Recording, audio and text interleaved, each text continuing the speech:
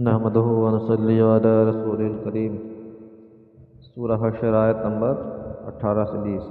ترجمہ: اے ایمان والو، اللہ سے ڈرتے رہو اور ہر شخص اس سے یہ غور کر لے کہ اس نے کل قیامت کے دن کے واسطے کیا چیز آگے بھیجی ہے۔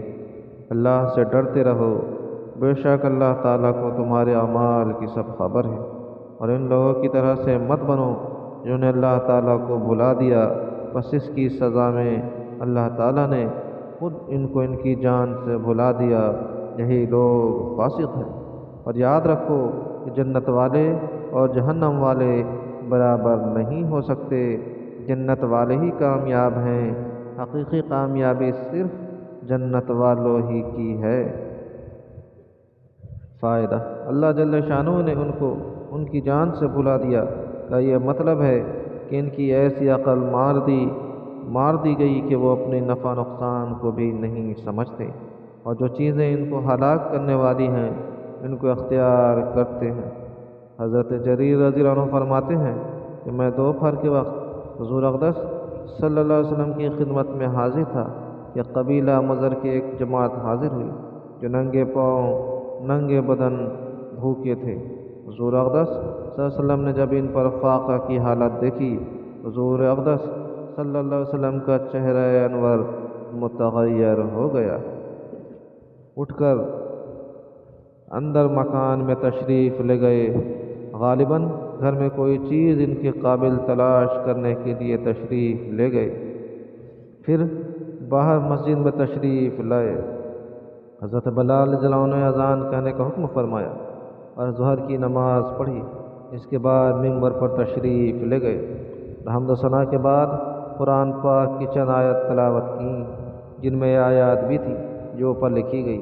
پھر حضور اقدس صلی اللہ علیہ وسلم نے صدقہ کرنے کا حکم فرمایا اور ارشاد فرمایا کہ صدقہ کرو اس سے پہلے کہ صدقہ نہ کر سکو، صدقہ کرو اس سے پہلے کہ تم صدقہ کرنے سے عاجز ہو جاؤ۔ کوئی شخص جو بھی دے سکے، دینار دے سکے، درہم دے سکے، کپڑا دے سکے، گیہوں دے سکے، جو دے سکے، کھجور دے سکے، حتیٰ کہ کھجور کا ٹکڑا ہی دے سکے، وہ دے دے۔ ایک انصاری اٹھے اور ایک تھیلا بھرا ہوا لائے جو ان سے اٹھتا بھی نہ تھا، حضور اقدس صلی اللہ علیہ وسلم کی خدمت میں پیش کیا۔ حضور صلی اللہ علیہ وسلم کا چہرہ انور مسرت سے چمکنے لگا۔ حضور صلی اللہ علیہ وسلم نے فرمایا کہ جو شخص بہتر طریقہ جاری کرے اس کو اس کا بھی ثواب ہے، اور جو اس پر عمل کرے ان کا بھی ثواب اس کو ہوگا، اس طرح پر کہ عمل کرنے والوں کے ثواب میں کچھ کمی نہ ہوگی۔ اور اسی طرح اگر کوئی شخص کوئی برا طریقہ جاری کرتا ہے تو اس کا گناہ تو اس کو ہی ہوگا، جتنے آدمی اس پر عمل کریں گے ان سب کا گناہ بھی اس کو ہوگا، اس طرح سے کہ ان گناہوں کے وبال میں کچھ کمی نہ ہوگی۔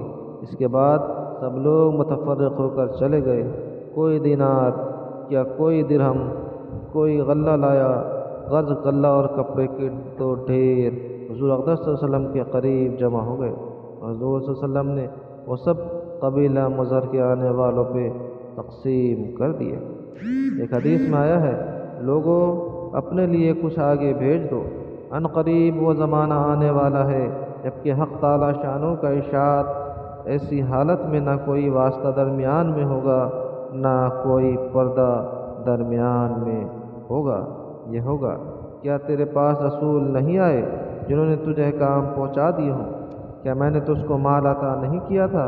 کیا میں نے تجھے ضرورت سے زیادہ نہیں دیا تھا؟ تو نے اپنے لیے کیا چیز آگے بھیجی؟ وہ شخص ادھر ادھر دیکھے گا، کچھ نظر نہ آئے گا، آنکھوں کے سامنے جہنم ہوگی، بس جو شخص اس سے بچ سکتا ہو بچنے کی کوشش کرے، چاہے کھجور کے ایک ٹکڑے ہی سے کیوں نہ ہو۔ بڑا سخت منظر ہوگا، بڑا سخت مطالبہ ہوگا، دہکتی ہوئی دوزخ ہوگی اور ہر آن اس میں پھینک دیے جانے کا اندیشہ ہوگا۔ اس وقت قلق ہوگا کہ ہم نے دنیا میں سب کچھ کیوں نہ خرچ کر دیا۔ آج فرضی ضرورتوں سے ہم خرچ کرنے سے ہاتھ کھینچتے ہیں، لیکن اگر آج آنکھ بند ہو جائے تو ساری ضرورتیں ختم ہو جائیں گی۔ ایک سخت ضرورت جہنم سے بچنے کی سر پر موجود رہے گی۔ حضرت ابوبکر صدیق رضی اللہ عنہ نے ایک مرتبہ خطبے میں فرمایا کہ یہ بات اچھی طرح جان لو کہ تم لوگ صبح شام ایسی مدت میں چلتے ہو جس کا حال تم سے پوشیدہ ہے کہ وہ کب ختم ہو جائے، بس اگر تم سے ہو سکے تو ایسا کرو کہ یہ مدت احتیاط کے ساتھ ختم ہو جائے، اور اللہ ہی کے ارادے سے تم ایسا کر سکتے ہو۔ یا قوم نے اپنے اوقات کو ایسے امور میں خرچ کر دیا جو ان کے لیے کارآمد نہ تھے۔ اللہ جل شانہ نے تمہیں ان جیسا ہونے سے منع کیا اور ارشاد فرمایا وَلَا تَكُونُوا كَالَّذِينَ نَسُوا اللَّهَ فَأَنسَاهُمْ أَنفُسَهُمْ۔ کہاں ہیں تمہارے وہ بھائی جن کو تم جانتے تھے وہ اپنا اپنا زمانہ ختم کر کے چلے گئے اور ان کے عمل ختم ہو گئے اور اب وہ اپنے اپنے عمل پر پہنچ گئے۔ جیسے بھی کہ اچھے کیے ہوں گے تو مزے اڑا رہے ہوں گے اور برے کیے ہوں گے تو ان کے بھگت رہے ہوں گے۔ کہاں ہیں وہ گزرے ہوئے زمانے کے جابر لوگ جنہوں نے بڑے بڑے شہر بنائے، اونچی اونچی دیواروں سے اپنی محافظت کی، اب وہ پتھروں اور ٹیلوں کے نیچے پڑے ہیں۔ یہ اللہ تعالیٰ کا پاک کلام ہے کہ نہ اس کے عجائب ختم ہوتے ہیں نہ اس کی روشنی ماند پڑتی ہے۔ اس سے آج روشنی حاصل کر لو اندھیرے کے دن کے واسطے، اور اس سے نصیحت پکڑ لو۔ اور اللہ جل شانہ نے قوم کی تعریف کی، پس فرما انہم کانوا یسرعون فی الخیرات ویدعوننا رغبا ورہبا وکانوا لنا خاشعین۔ سورہ انبیاء آیت نمبر 90۔ ترجمہ: وہ لوگ نیک کاموں میں دوڑتے تھے اور ہم کو پکارتے تھے رغبت کرتے ہوئے اور ڈرتے ہوئے، اور ہمارے سامنے عاجزی کرنے والے تھے۔